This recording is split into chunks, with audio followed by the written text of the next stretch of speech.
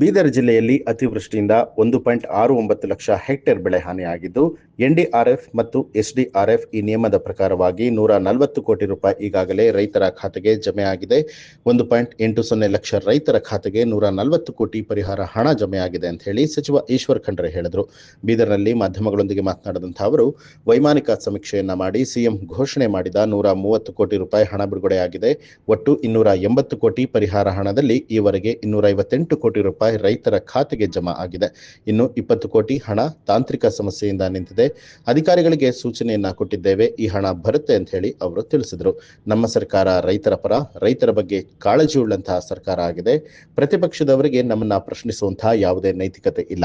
ಕೇಂದ್ರ ಸರ್ಕಾರದ ಮೇಲೆ ಒತ್ತಡವನ್ನ ಹಾಕಿ ಹೆಚ್ಚುವರಿ ಪರಿಹಾರವನ್ನ ತರುವಂತಹ ಪ್ರಯತ್ನವನ್ನ ಮಾಡಬೇಕು.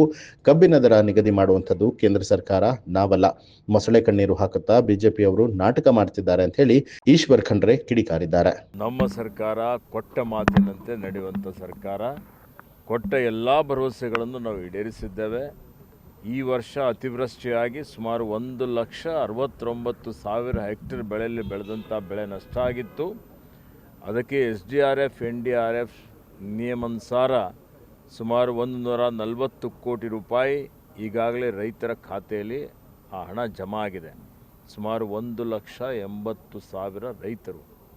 ರಾಜ್ಯ ಸರ್ಕಾರದ ಹೆಚ್ಚುವರಿಯಾಗಿ 8,500 ರೂಪಾಯಿ ಪ್ರತಿ ಹೆಕ್ಟೇರಿಯನ್ನು ನಾವು ಅದಕ್ಕೆ ಸೇರಿಸಿ ಸನ್ಮಾನ್ಯ ಮುಖ್ಯಮಂತ್ರಿಗಳು ವೈಮಾನಿಕ ಸಮೀಕ್ಷೆ ಮಾಡಿ ಇವತ್ತು ಘೋಷಣೆ ಮಾಡಿದರು. ಆ ಹಣನೂ ಮೊನ್ನಿನ ದಿವಸ 130 ಕೋಟಿ ರೂಪಾಯಿ ಆ ಅನುದಾನ ಬಿಡುಗಡೆ ಆಗಿದೆ. ಅದು ರೈತರ ಖಾತೆಯಲ್ಲಿ ಜಮಾ ಆಗಿದೆ. ಹೀಗಾಗಿ ಸುಮಾರು 270 ಕೋಟಿಯಲ್ಲಿ ಇವತ್ತು 258 ಕೋಟಿ, ಅಂದರೆ ಇನ್ನೊಂದು 20 ಕೋಟಿ ರೂಪಾಯಿ 20 ಕೋಟಿ ರೂಪಾಯಿ ತಾಂತ್ರಿಕ ದೋಷದಿಂದ ಹೆಲ್ಡಪ್ ಆಗಿದೆ ಅಂತ ನನ್ನ ಗಮನಕ್ಕೆ ಮಾನ್ಯ ಜಿಲ್ಲಾಧಿಕಾರಿಗಳು ತಂದಿದ್ದಾರೆ. ನಿನ್ನೆ ನಾನು ಸಂಬಂಧಪಟ್ಟಂಥ ಅಧಿಕಾರಿಗಳಿಗೆ ಮಾತನಾಡಿ ಅದು ಬಿಲ್ ಜನರೇಟ್ ಮಾಡಲಿಕ್ಕೆ ಸೂಚನೆ ಕೊಟ್ಟಿದ್ದೇನೆ. ಹೀಗಾಗಿ ಪೂರ್ಣ ಪ್ರಮಾಣದಲ್ಲಿ 270 ಕೋಟಿ ರೂಪಾಯಿ ಒಂದು ದಾಖಲೆ ಅಂತ ಹೇಳ್ಬೋದು. ಕಡಿಮೆ ಸಮಯದಲ್ಲಿ ಕೊಟ್ಟ ಮಾತಿನಂತೆ ರೈತರ ಖಾತೆಯಲ್ಲಿ ಜಮಾ ಮಾಡಿದ್ದೇವೆ. ಇವತ್ತೇನು ಬೆಳೆ ವಿಮೆ ಇದೆ, ಬೆಳೆ ವಿಮೆದು ಸುಮಾರು 40 ಕೋಟಿ ರೂಪಾಯಿ ನಾನು ಮಾತನಾಡಿದ್ದೇನೆ.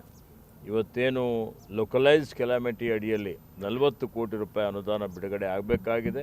ಆ ಬೆಳೆ ವಿಮೆ ಕಂಪನಿಗೆ ನೋಟಿಸ್ ಕೊಟ್ಟು ಶೀಘ್ರದಲ್ಲಿ ಆ 40 ಕೋಟಿ ರೂಪಾಯಿನೂ ಹಣ ಬಿಡುಗಡೆ ಮಾಡಲಿಕ್ಕೆ ಆದೇಶ ಮಾಡಬೇಕು ಅಂತೇಳಿ ಸೂಚನೆ ಜಿಲ್ಲಾಧಿಕಾರಿಗಳಿಗೆ ಕೊಟ್ಟಿದ್ದೇನೆ. ಆ ಹಣನೂ ಆದಷ್ಟು ಬೇಗ ರೈತರ ಖಾತೆಯಲ್ಲಿ ಜಮಾ ಆಗ್ತದೆ. ಹೀಗಾಗಿ ಸುಮಾರು 310 ಕೋಟಿ ರೂಪಾಯಿ ಇವತ್ತು ನೇರವಾಗಿ ರೈತರ ಖಾತೆಯಲ್ಲಿ ಜಮಾ ಮಾಡುವಂಥ ಕೆಲಸ ನಮ್ಮ ಸರ್ಕಾರ ಮಾಡಿದೆ. ನಾವು ರೈತರ ಪರ ಸರ್ಕಾರ ಇದೆ, ನಾವು ರೈತರ ಪರ ಇದ್ದೇವೆ. ಪ್ರತಿಪಕ್ಷದವ್ರೇನು ಮಾತಾಡ್ತಾ ಇದ್ದಾರೆ, ಅವರಿಗೆ ಸ್ವಲ್ಪ ಆದರೂ ನೈತಿಕತೆ ಇದ್ದರೆ ಕೇಂದ್ರ ಸರ್ಕಾರದಿಂದ ಹೆಚ್ಚುವರಿ ಅನುದಾನ ಮಂಜೂರಿ ಮಾಡಲಿಕ್ಕೆ ಪ್ರಯತ್ನ ಮಾಡಬೇಕು. ಅದು ಬಿಟ್ಟು ಅದಂತೂ ಇವರಿಗೆ ಮಾಡಲಿಕ್ಕೆ ಇವ್ರ ಕೈಯಲ್ಲಿ ಆಗೋದಿಲ್ಲ. ಸಂಪೂರ್ಣ ಪ್ರತಿಪಕ್ಷದಲ್ಲಿದ್ದುಕೊಂಡು ವಿಫಲರಾಗಿದ್ದಾರೆ. ಅವರ ಎಲ್ಲ ವೈಫಲ್ಯಗಳನ್ನು ಮುಚ್ಚಿಕೊಳ್ಳಲಿಕ್ಕೆ ನಮ್ಮ ಮೇಲೆ, ನಮ್ಮ ಸರ್ಕಾರದ ಮೇಲೆ ಸುಳ್ಳು ಆರೋಪ ಮಾಡ್ತಾರೆ. ಇದೆಲ್ಲ ಅವರ ನಾಟಕ.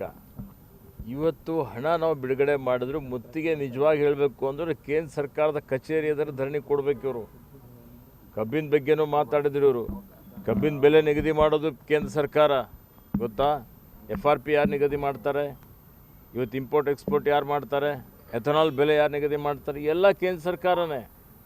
ಇವತ್ತು ಆಹಾರ ಬೆಲೆಗಳ ಉತ್ಪಾದನೆ ಬೆಲೆಗಳ ಬೆಲೆ ನಿಗದಿ ಮಾಡುವಂಥದ್ದು ಅವ್ರ ಜವಾಬ್ದಾರಿ ಇದೆ. MSP ಅನೌನ್ಸ್ ಮಾಡಿ ಅವ್ರಿಗೆ ಮಾರುಕಟ್ಟೆಯಲ್ಲಿ ಅದು ಕೃಷಿ ಉತ್ಪನ್ನಗಳ ಬೆಲೆ ಕುಸಿತ ಆದರೆ ಅವ್ರು ಅದಕ್ಕೆ ಮಧ್ಯಪ್ರವೇಶ ಮಾಡಬೇಕಲ್ಲ, ಅರ್ಧಾದ್ರೂ ಅನುದಾನ ಕೊಡಬೇಕಲ್ಲ. 1 ರೂಪಾಯಿ ಕೇಂದ್ರ ಸರ್ಕಾರದ ಸಹಕಾರ ಇಲ್ಲ. ಇಲ್ಲದೇ ಇದ್ದರೂ ಇವತ್ತು ನಾವು ಕೊಟ್ಟಿದ್ದೇವೆ. ಬರೀ ಅವರು ಇವತ್ತು ಮೊಸಳೆ ಕಣ್ಣೀರು ಸುರಿಸ್ತಾ ಇದ್ದಾರೆ. ರೈತರಿಗೆ, ಜನರಿಗೆ ಅರ್ಥ ಆಗುತ್ತೆ. ನ್ಯೂಸ್ ಅಲರ್ಟ್ ನಿಮ್ಮಿಂದ ನಿಮಗಾಗಿ.